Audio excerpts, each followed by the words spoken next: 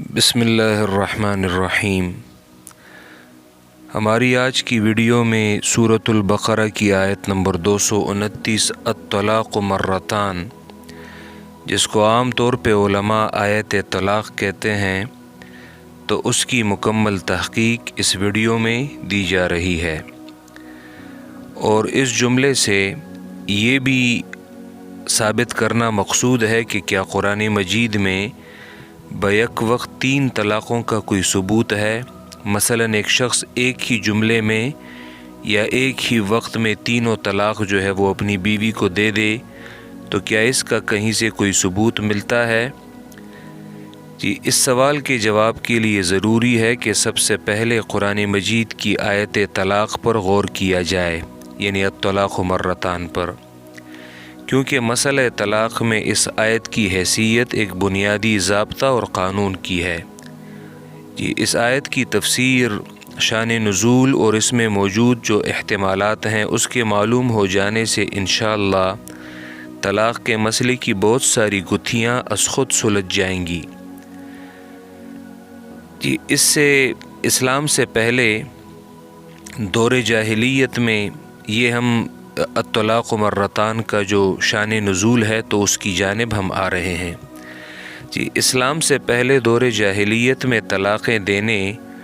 اور پھر عدت میں رجوع کرنے کی کوئی حد نہیں تھی۔ سینکڑوں طلاقیں دی جا سکتی تھیں اور پھر عدت کے اندر رجوع کیا جا سکتا تھا۔ بعض لوگ جنہیں اپنی بیویوں سے کسی بنا پر نفرت ہو جاتی اور وہ انہیں ستانا اور پریشان کرنا چاہتے تو طلاقیں دے دے کر عدت میں رجوع کرتے رہتے تھے، نہ خود ان کے ازدواجی حقوق ادا کرتے اور نہ انہیں آزاد کرتے کہ کہیں اور گھر بسا لیں، بس وہ عورتیں اسی طرح معلق رہتی، اور اس طرح وہ عورتیں مجبور محض اور بے بس ہو کر رہ جاتی تھیں۔ جب تک طلاق سے متعلق اسلام میں کوئی حکم نازل نہیں ہوا تھا، مسلمانوں میں بھی پہلے سے چلا آ رہا طلاق کا یہی طریقہ یہ جاری رہا۔ مفسرین لکھتے ہیں، جیسے یہاں پہ قرطبی کا حوالہ دیا گیا ہے، اس کی تفسیر الجامع لاحکام القرآن، جو عام طور پہ تفسیر قرطبی کے نام سے مشہور ہے، وہ فرماتے ہیں کہ ابتدائی اسلام میں ایک عرصے تک یہی طریقہ رائج رہا کہ ایک شخص اپنی بیوی کو جتنی مرضی طلاقیں دیتا اور طلاق کی کوئی حد جو ہے وہ مقرر نہیں تھی۔ 10 دے دیں، 20 دے دیں، 100 دے دیں، جتنی دے دیں، یعنی کوئی حد نہیں تھی۔ جی، تو الطلاق مرتان روایات میں اس کا شان نزول کیا ہے کہ یہ جو آیت نازل ہوئی ہے کیسے حالات میں، تو یہاں پہ ام المومنین عائشہ رضی اللہ تعالیٰ عنہ کی روایت بیان کی گئی ہے، اور آگے حوالہ جات دیے گئے ہیں کہ یہی روایت یہ عبداللہ ابن عباس سے بھی ہے، اور یہ جو تابعی ہے عروہ ابن زبیر، تو ان سے بھی یہ روایات ہیں۔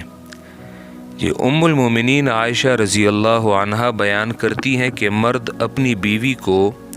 جتنی طلاقیں دینا چاہتا دے سکتا تھا، اگرچہ وہ طلاقیں سینکڑوں تک پہنچ جائیں۔ ہاں، ایک شرط کا لحاظ وہ یہ رکھتے تھے کہ عدت جو ہے بشرطے کہ عدت پوری ہونے سے پہلے رجوع کر لیں۔ یہاں تک کہ ایک شخص نے اپنی بیوی سے کہا کہ میں تجھے کبھی بھی اس طرح طلاق نہیں دوں گا کہ تو مجھ سے الگ ہو جائے، یعنی نہ تو میں تمہیں اپنی نکاح سے نکالوں گا اور نہ ہی میں تجھے اپنی پناہ میں رکھوں گا،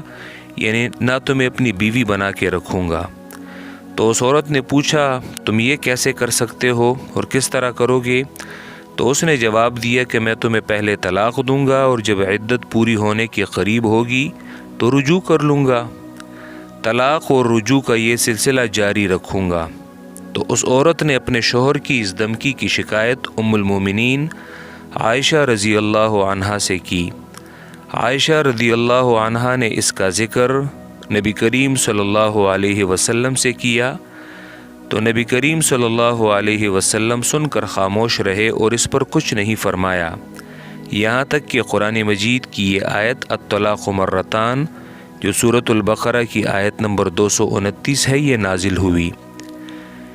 یہ تو اس وقت سے لوگوں نے آیت کے مطابق طلاق کی ابتدا کی، یعنی اسلام نے دور جاہلیت کا جو طریقہ تھا طلاق کا اس کی اصلاح کی ہے۔ جس نے چاہا اپنی بیوی کو طلاق دے دی، یعنی ان آیتوں کے نزول سے کے وقت جن لوگوں نے طلاق دی تھی، تو جس نے چاہا اپنی بیوی کو طلاق دے دی، یعنی اس نے رجوع نہیں کیا، بس عدت گزر گئی اور بیوی نکاح سے نکل گئی، اور جس نے چاہا نہ دی، یعنی انہوں نے رجوع کر لیا۔ یہ اس روایت کے الفاظ ہیں، کان الرجل یطلق امرأته ما شاء ان یطلقها وان طلقها 100 او اکثر۔ یہ اسی روایت کے الفاظ ہیں۔ یہ روایت حسن لغیرہ ہے، اور اسے حدیث کی مختلف کتابوں میں، ترمذی میں، نسائی نے سنن، بہقی نے سنن الکبریٰ میں، اور اسی طرح حاکم نے مستدرک میں اس روایت کو ذکر کیا ہے۔ اور اس روایت کی مختلف شواہد ہیں عروہ ابن زبیر اور عبداللہ ابن عباس رضی اللہ تعالیٰ عنہ سے۔ مذکورہ تمام روایتوں کا، یعنی اس سے پہلے یہ حوالہ جات جو گزر چکے ہیں، ان تمام کتابوں میں یہ روایات پڑھنے کے بعد ان کا حاصل یہ ہے، خلاصہ یہ ہے کہ آیت کریمہ الطلاق مرتان کے نازل کرنے کے ذریعے قدیم طریقے کو منسوخ کر کے طلاق اور رجوع دونوں کی حد جو ہے وہ متعین کر دی گئی۔ یعنی الطلاق مرتان کے نازل کرنے کا مقصد کیا تھا؟ تاکہ طلاق کی بھی حد مقرر کی جائے کہ وہ صرف 3 ہیں، اور رجوع کی بھی حد مقرر کی جائے کہ صرف 2 طلاق تک رجوع کی جا سکتی ہے، کہ طلاق کی تعداد 3 ہے اور رجوع کرنا وہ 2 طلاقوں تک کی جا سکتی ہے۔ یعنی اس جملے کا بنیادی مقصد یہی 2 ہیں۔ اس کے بعد شوہر کا بیوی کی طرف رجوع کرنے کا اختیار ختم ہو جائے گا۔ اس کے بعد والی جو آیت ہے فَإِن طَلَّقَهَا فَلَا تَحِلُّ لَهُ مِن بَعْدُ حَتَّى تَنكِحَ زَوْجًا غَيْرَهُ 230۔ 2 کے بعد اگر تیسری طلاق بھی شوہر نے دے دی تو بیوی حلال نہ ہوگی یہاں تک کہ کسی دوسرے مرد سے اپنی مرضی سے نکاح کر لے۔ اور حدیث میں یہ شرط بھی لگائی گئی ہے، حَتَّى تَنكِحَ زَوْجًا غَيْرَهُ کی تفسیر اللہ کے پیغمبر نے یوں کی ہے کہ یہ دوسرا شوہر اس عورت کی صحبت سے بھی لطف اندوز ہو، یعنی صرف نکاح جو ہے وہ کافی نہیں ہے۔ تو یہاں پہ حاصل الطلاق مرتان کے نزول کا بنیادی مقصد 2 چیزوں کی وضاحت کرنا ہے، طلاق رجعی کی حد اور وہ 2 تک ہے، اور طلاقوں کی انتہائی تعداد اور وہ 3 ہیں، اور یہ دونوں مقاصد ان آیات کی سیاق و سباق سے بھی واضح ہیں۔ کہ سیاق و سباق سے الطلاق مرتان کے مفہوم کو سمجھنا اور متعین کرنا، یعنی ایک تو اس آیت کا شان نزول تھا کہ شان نزول سے بھی آیت کا مدعا اور مقصد واضح ہو جاتا ہے کہ یہ آیت کس مقصد کے تحت نازل کی گئی ہے، اور یہاں پہ سیاق و سباق سے بھی الطلاق مرتان کے مفہوم کو سمجھا جا سکتا ہے اور اسے متعین کیا جا سکتا ہے کہ اس آیت کا اور اس جملے کا بنیادی مقصد کیا ہے۔ تو الطلاق مرتان کی آیت سے پہلے والمطلقات یتربصن بانفسہن 3 قروء، یہ آیت ہے سورۃ البقرہ 228، کہ طلاق والی عورتیں اپنے آپ کو انتظار میں رکھیں 3 حیض تک۔ 3 قروء میں فقہا کا اختلاف ہے، لیکن یہاں پہ قروء کا معنی حیض کیا گیا ہے۔ یہ آگے اسی آیت میں اس مدت انتظار میں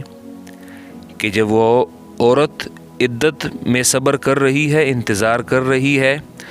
تو اس عدت کے دوران شوہر کے حق رجوع کا حکم بیان فرمایا گیا ہے۔ وَبُعُولَتُهُنَّ أَحَقُّ بِرَدِّهِنَّ فِي ذَلِكَ إِنْ أَرَادُوا إِصْلَاحًا، کہ ان کے شوہر جو ہیں وہ حق رکھتے ہیں رجوع کرنے کا اگر وہ رجوع کرنے کا ارادہ کرتے ہوں اور وہ اصلاح کا ارادہ کرتے ہوں، اور ان کے شوہر حق رکھتے ہیں ان کے لوٹا لینے کا اس مدت میں، یعنی عدت کے دوران اگر اصلاح کا ارادہ ہو۔ تو اس آیت میں یعنی سورۃ البقرہ 228 کے نزول کے وقت قدیم رواج کے مطابق حق کے رجوع بغیر کسی قید کے بحالی ہی اپنے حال پر باقی تھا، یعنی چاہے سینکڑوں طلاقیں کیوں نہ دی جا چکی ہوں، جیسے میں نے قرطبی کے حوالے سے اس سے پہلے ذکر کیا کہ اسلام کے آغاز میں بھی وہی پرانا حکم وہ چل رہا تھا، کوئی حد طلاق کی مقرر نہیں تھی اور جتنا رجوع جو ہے وہ کیا جا سکتا تھا، جیسا کہ عبداللہ ابن عباس رضی اللہ عنہ کی روایت جو سنن ابی داؤد ہے اس سے معلوم ہوتا ہے، اور اس میں وہ یہی کہتے ہیں کہ ایک شخص نے 3 سے زیادہ طلاقیں بھی دی ہوتی، وہ بعولتہن احق بردہن اس آیت کے متعلق وہ فرماتے ہیں، تو تب بھی وہ رجوع کر سکتا تھا۔ اور اس بے قید حق رجعت یعنی طلاق دینا اور عدت سے پہلے رجوع کرنا، کیونکہ کوئی تعداد مقرر نہیں تھی، اس سے عورتیں جس ناقابل برداشت مصیبت میں مبتلا ہو جاتی تھیں، اس کا اندازہ ان آیات کے شان نزول کی روایات اور احادیث سے معلوم ہوتا ہے، جس کے حوالہ جات گزر چکے ہیں کہ نہ تو انہیں چھوڑا جاتا اور نہ انہیں بیوی بنا کر رکھا جاتا۔ ٹھیک ہے، اس سے پہلے یہ روایت جو ہے یہ گزر چکی ہے کہ جس میں شوہر جو ہے وہ اپنی بیوی کو دھمکاتا ہے اور دھمکی دیتا ہے۔ چنانچہ اس آیت کے بعد آیت الطلاق مرتان نازل ہوئی، جس کے ذریعے قدیم طریقے کو ختم کر کے ایک جدید قانون نافذ کر دیا گیا کہ رجوع کا حق صرف 2 طلاقوں تک ہوگا۔ جی، اس کے بعد طلاق کی جو آخری حد ہے اسے بیان کرنے کے لیے ارشاد ہوا آیت نمبر 230 میں، فَإِن طَلَّقَهَا فَلَا تَحِلُّ لَهُ مِن بَعْدُ حَتَّى تَنكِحَ زَوْجًا غَيْرَهُ، اور 3 طلاقیں دے دیں ایک شوہر نے تو اب عورت اس کے لیے حلال نہ ہوگی تا وقت کے دوسرے مرد سے نکاح نہ کر لے اور دوسرا شوہر اس کی صحبت سے لطف اندوز نہ ہو۔ یہ قید حدیث سے ثابت ہے۔ یہ تو اب سیاق و سباق کا حاصل اور خلاصہ یہ ہے، کلام الہی کے اس انداز سے معلوم ہوتا ہے کہ آیت الطلاق مرتان کے نزول کا مقصد طلاق رجعی کی حد کہ وہ 2 ہے اور طلاقوں کی انتہائی تعداد کہ وہ 3 ہے بیان کرنا ہے۔ یہ قطع نظر اس سے کہ یہ طلاق ایک لفظ میں دی گئی ہو یا مقرر الفاظ کے ساتھ، ایک لفظ میں یعنی ایک ہی جملے میں 3 کہہ دی جائیں، مقرر الفاظ کے ساتھ کہ تجھے طلاق ہے، تجھے طلاق ہے، یعنی ایک سے زیادہ، جی ایک مجلس میں دی گئی ہوں یا الگ الگ مختلف مجلسوں میں۔ بس یہی 2 باتیں اس آیت سے ثابت ہوتی ہیں کہ ایک رجوع کی حد وہ 2 ہے اور طلاقوں کی انتہائی تعداد وہ 3 ہے۔ تفریق مجلس یعنی مختلف جگہوں میں کے لیے اس آیت میں ادنی اشارہ بھی نہیں ہے۔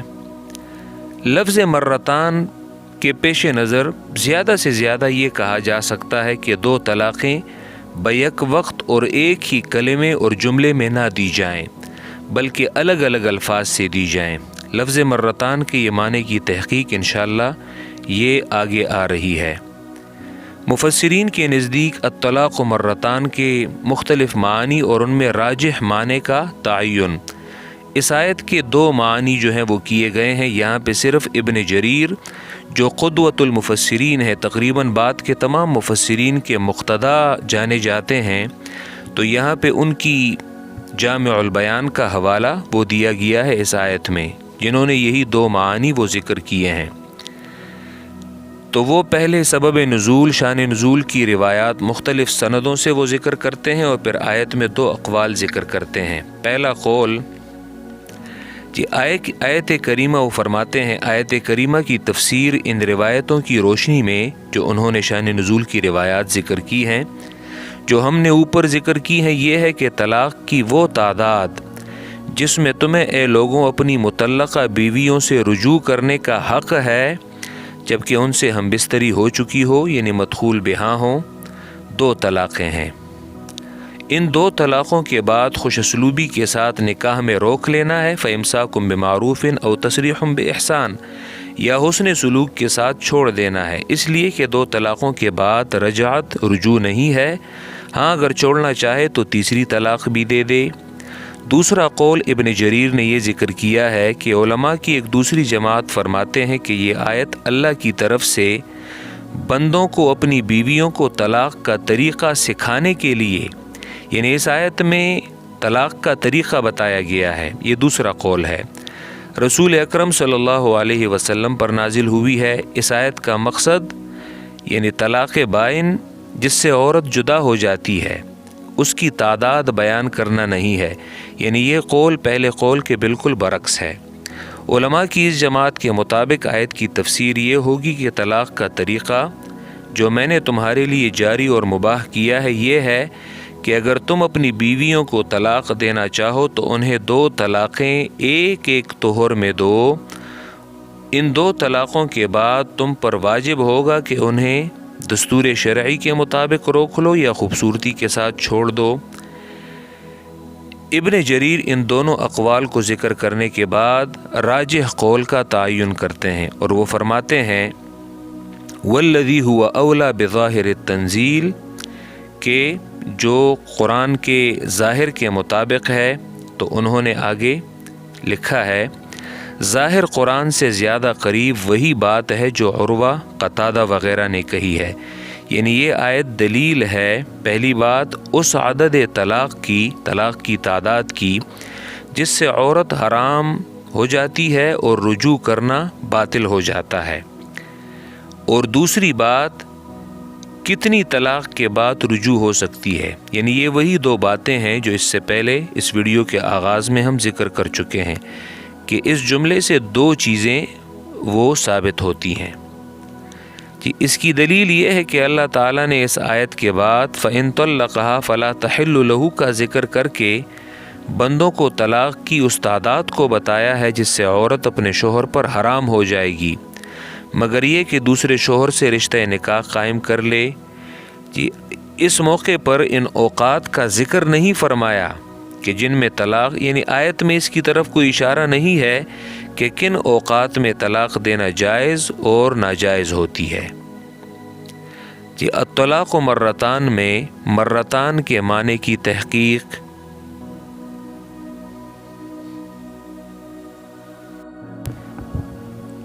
مرتان کا لفظ جس طرح مرتن بعد مرتن اور مرتن بعد اخرى یہ ایک ہی معنی ہے، یعنی ایک کے بعد دیگرے ایک کے بعد دوسرا کے معنی میں استعمال کیا گیا ہے، تو اسی طرح یہ عددان یعنی 2 چند اور ڈبل کے معنی میں بھی استعمال کیا گیا ہے۔ اس کا مطلب یہ ہے کہ مرتان ایک کے بعد دیگرے ایک کے بعد دوسرا کے معنی میں قطعی یعنی حرف آخر نہیں ہے کہ صرف یہی ایک معنی ہے اس میں اور کوئی دوسرا معنی اس میں نہیں ہے، بلکہ مرتان دوہرے اور 2 چند کے معنوں میں بھی آتا ہے۔ مرتان بمعنی 2 چند اور ڈبل،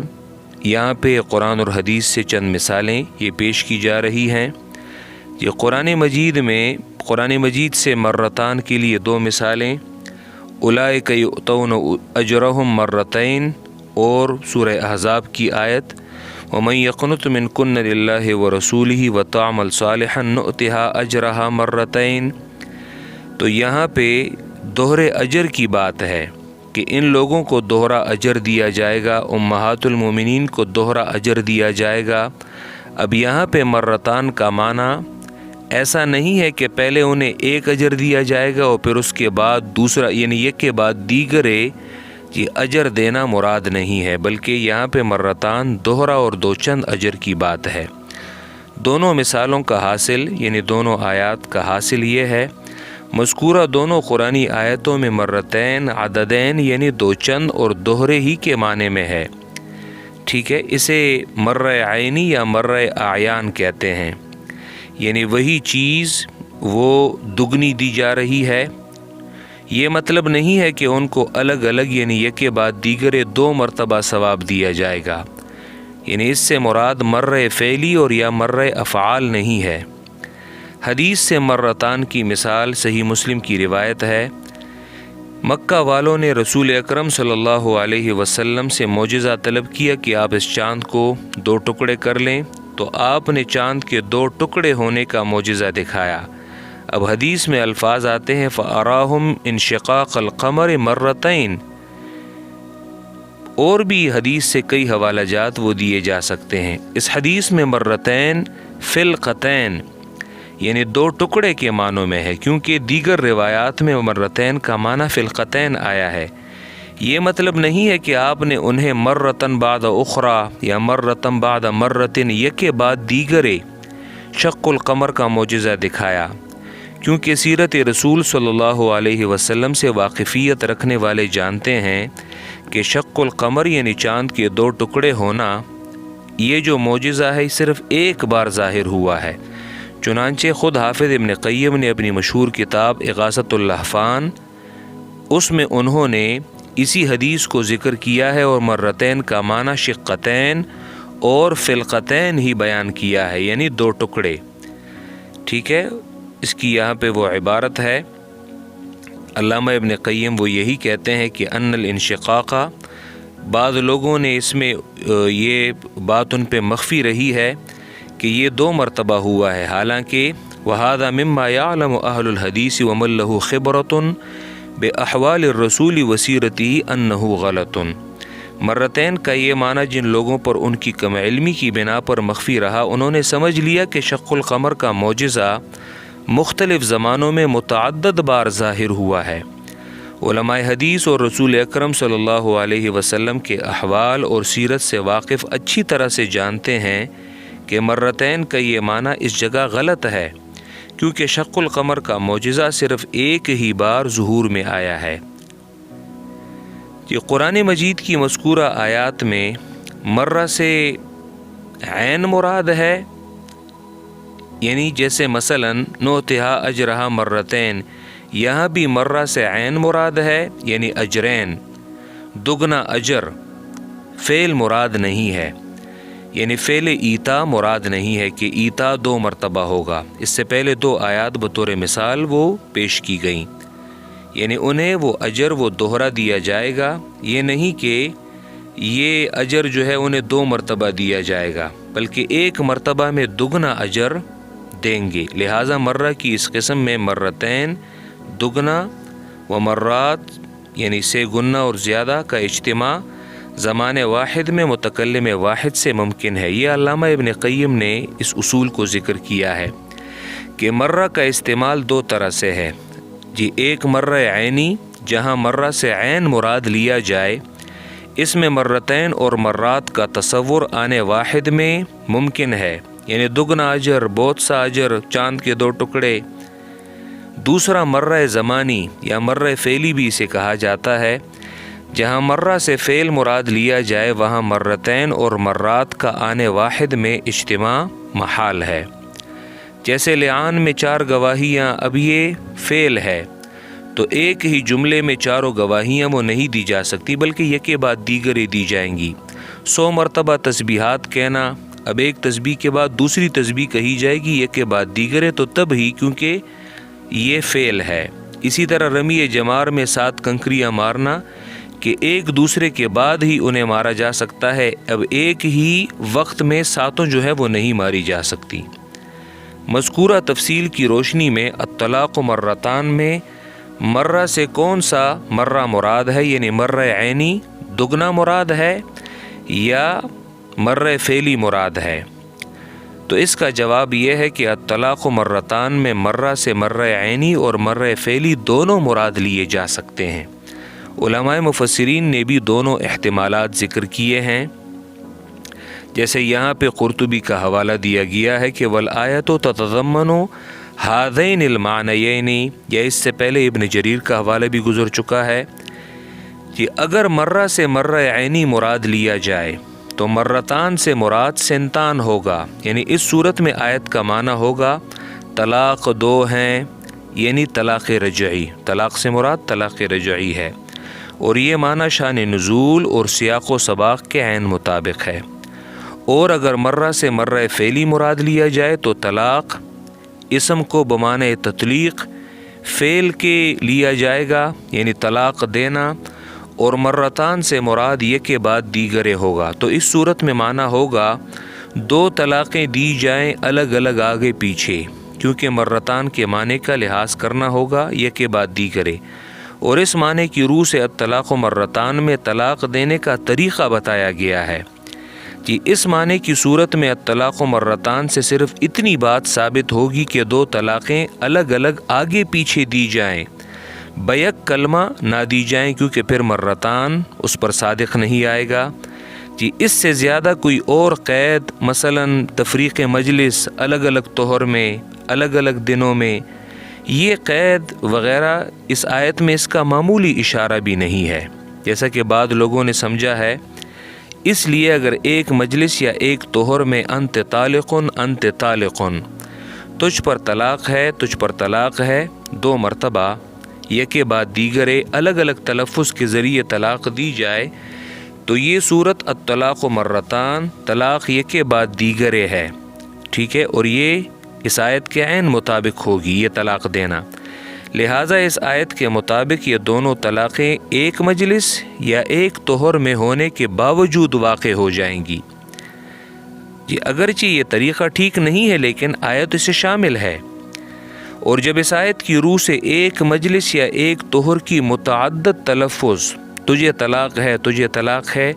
سے دی گئی دو طلاقیں واقع ہو جاتی ہیں، تو ایک تلفظ یعنی تجھے دو طلاق ہیں سے دی گئی دو طلاقیں بھی واقع ہو جائیں گی، کیونکہ ایک مجلس میں دی گئی دونوں طلاقوں، خواہ وہ ایک تلفظ سے ہوں یا متعدد تلفظ سے ہوں، کا حکم بغیر کسی اختلاف کے سارے علماء کے نزدیک یہ یکساں ہے۔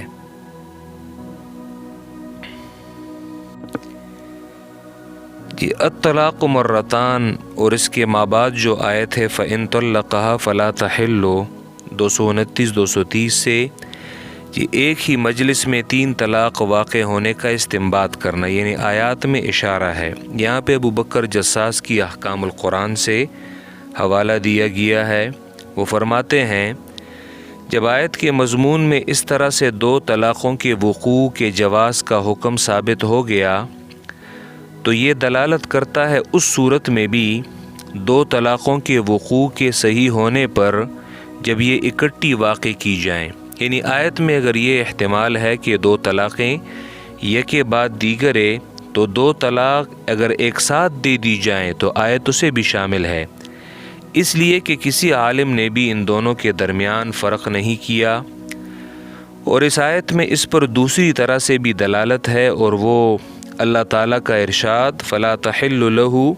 یعنی تیسری طلاق کے بعد وہ عورت اس خاوند کے لیے حلال نہیں، پس دو کے بعد تیسری کے ذریعے اس پر حرمت کا حکم لگایا گیا، اور اس میں کوئی فرق جو ہے وہ نہیں کیا گیا کہ ان دونوں طلاقوں کو ایک طہر میں واقع کیا گیا ہو یا الگ الگ طہروں میں۔ اب یہاں پہ آخری پیراگراف میں وہ یہی اشارہ اور استنباط کر رہے ہیں کہ جب دو اکٹھی دے دینا آیت میں یہ ثابت ہے تو تین یہ بھی استنباط کی جا سکتی ہیں، لہٰذا اس سے تین کو اکٹھی واقع کرنے کا حکم بھی ثابت ہو جائے گا، چاہے وہ تین سنت طریقے سے دی جائیں الگ الگ طہروں میں، یا غیر سنت طریقے سے ایک ہی طہر میں، ایک ہی جملے میں، متعدد تلفظ اور متعدد جملوں میں جائز طریقے سے واقع کی ہو یا ناجائز طریقے سے۔ جی آخر میں ایک بے بنیاد مفروضے کی تردید کی جا رہی ہے۔ بعض لوگ کہتے ہیں کہ اس سے تو آپ یہ بیان کرنا، آپ یہ ثابت کرنا چاہتے ہیں کہ قرآن مجید میں جو بدعی طلاق ہے تین طلاق دینا، یہ تو آپ اس سے یہ ثابت کر رہے ہیں، حالانکہ اس سے طلاق قرآن ان چیزوں کی ترغیب نہیں دے رہا۔ اس صحیح استدلال کی تردید میں جو لوگ یہ کہتے ہیں، یعنی یہ تو صحیح استدلال ہے کہ آیت اس معنی کو شامل ہے کہ آیت کے عموم سے اکٹھی طلاقیں خارج، بعض لوگ کہتے ہیں کہ آیت کے عموم سے اکٹھی طلاقیں دینا خارج ہیں، یعنی یہ اس میں شامل ہی نہیں ہے، کیونکہ شریعت اسلامی میں اس طرح مجموعی طلاقیں دینا ممنوع ہے۔ تو اب اگر ان ممنوع طلاقوں کو آیت کے عموم میں داخل مان کر ان کے نفاذ کو تسلیم کر لیا جائے کہ تین طلاقیں واقع ہوتی ہیں، تو شریعت کی ممانعت کا کوئی معنی ہی نہیں ہوگا اور یہ رائے گاں ہو جائے گا۔ یعنی یہ تو پھر آپ یہ ثابت کر رہے ہیں کہ شریعت نے لوگوں کو تین طلاقیں ایک ساتھ دینے کا قرآن نے حکم دیا ہے۔ بظاہر ان لوگوں کی یہ بات بڑی وقیح اور چست نظر آتی ہے، لیکن اصول و ضوابط اور شرعی نظائر اور مثالوں میں غور کرنے سے معلوم ہوتا ہے کہ اس کی حیثیت ایک بے بنیاد مفروضے سے زیادہ کی نہیں ہے، اس لیے کہ اس جواب میں سبب اور اس کے اثر اور حکم کو گڈمڈ اور مکس کرنے کی کوشش کی گئی ہے اور یہ غلط نتیجہ برآمد کر لیا گیا ہے، جبکہ اسباب اور ان پر مرتب ہونے والے احکام اور آثار الگ الگ دو حقیقتیں ہیں۔ اسباب کے استعمال کا مکلف بندہ ہے اور ان اسباب پر احکام کا مرتب کرنا یہ اللہ تعالیٰ کا کام ہے۔ لہذا جب شریعت کی جانب سے یہ معلوم ہو جائے کہ فلاں کام کا فلاں حکم ہے تو بندہ مکلف سے جب بھی وہ فعل وجود میں آئے گا تو لامحالہ اور یقیناً اس کا اثر اور حکم بھی ظاہر ہوگا۔ البتہ اگر وہ فعل غیر مشروع طور پر یعنی خلاف شریعت طور پر اللہ تعالیٰ کی اذن اور اجازت کے خلاف صادر ہوگا تو اس کا کرنے والا عند اللہ معصیت کار ہوگا اور گناہ گار ہوگا، اور اس عصیان پر اس سے مواخذہ یہ بھی ہوگا۔ رہا معاملہ اس فعل پر اس کے حکم اور اثر کے مرتب ہونے کا تو فعل کے جائز اور ناجائز ہونے کا اس پر کوئی اثر نہیں پڑتا۔ اس بات کو ایک مثال سے سمجھیے کہ اللہ تعالیٰ نے فعل مباشرت یعنی عورت کے ساتھ ہم بستری کو غسل کے وجوب کے لیے سبب بنایا ہے، یعنی جب بھی کوئی شخص اپنی بیوی کے ساتھ ہم بستری کرے گا تو اس پر غسل جو ہے وہ واجب ہوگا۔ اب اگر کوئی شخص جائز طور پر اپنی بیوی سے مباشرت کرے تو اس پر شریعت کی روح سے غسل فرض ہو جائے گا۔ اسی طرح اگر کوئی بدکار، کوئی زانی کسی اجنبی عورت کے ساتھ یہی کام کرے تو اس فعل کے حرام اور ممنوع ہونے کے باوجود اس پر بھی شرعاً غسل فرض ہو جائے گا۔ افعال شرعی میں اس کی بہت سی نظیریں اور مثالیں ہیں۔ بعینہ ہی اب کوئی یہ نہیں کہہ سکتا کہ یہ تو زنا تو فعل حرام ہے، اس صورت میں اس پر کیوں غسل لازم ہوتا ہے۔ بعینہ ہی یہی صورت طلاق کی بھی ہے۔ اللہ رب العزت نے فعل طلاق کو نکاح کے قید سے رہائی کا سبب اور ذریعہ قرار دیا ہے، لہذا ایک جب شخص مکلف سے فعل طلاق کا صدور ہوگا تو لازمی طور پر اس کے اثر اور حکم کا بھی ثبوت ہوگا، چاہے طلاق کا یہ عمل شریعت کے بتائے ہوئے طریقے کے مطابق واقع کیا گیا ہو یا غیر مشروع طور پر۔ البتہ غیر مشروع اور ممنوع طریقہ اختیار کرنے کی بنا پر وہ شریعت کی نگاہ میں قصوروار بھی ہوگا اور گناہ گار ہوگا، اور اس کی بندگی و اطاعت شعاری کا تقاضا یہ ہوگا کہ ممکن حد تک اس غلطی کو یعنی جو اس نے خلاف شریعت طریقہ اپنایا ہے اس غلطی کو درست کرنے کی کوشش کرے۔ چنانچہ عبداللہ ابن عمر رضی اللہ عنہ نے اپنی زوجہ کو حیض کی حالت میں ایک طلاق دی تھی، جس کا ناجائز اور ممنوع ہونا شرعاً مسلم ہے یعنی منع ہے، اس کے باوجود اس طلاق کو نافذ مانا گیا۔ پھر چونکہ یہ ایک طلاق تھی جس کے بعد رجوع کرنے کا حق باقی رہتا ہے، لہذا رجوع کر کے اس غلطی کی تلافی کا موقع تھا رجوع کے ذریعے۔ اس لیے رسول اکرم صلی اللہ علیہ وسلم جو ہادی اعظم ہیں انہوں نے رجعت کی ہدایت فرمائی کہ عبداللہ ابن عمر رجوع کر لے، اور ارشاد فرمایا کہ رجوع کر لینے کے بعد اگر طلاق دینے کی مرضی ہی ہو تو طہر یعنی پاکی کے زمانے میں اس پاکی کے زمانے میں کہ جماع اور ہم بستری سے خالی ہو پھر طلاق دینا۔ حضرت عبداللہ ابن عمر رضی اللہ عنہ کے اس طلاق کا یہ واقعہ حدیث کی کتابوں میں جیسے صحیح بخاری، مسلم، نسائی، دارقطنی ان تمام کتابوں میں یہ روایت موجود ہے۔ ابن عمر رضی اللہ عنہ کی یہ حدیث اس بات پر دلیل ہے، نص ہے کہ ممنوع اور ناجائز طور پر طلاق دینے سے بھی طلاق ہو جاتی ہے، تو اس صریح و صحیح نص کے مقابلے میں اس قیاسی مفروضے کی کیا حیثیت ہے کہ خلاف شریعت طلاق دینے سے طلاق واقع نہیں ہوتی، حالانکہ انہوں نے حیض کے دوران طلاق دی ہے لیکن اسے طلاق مانا گیا ہے۔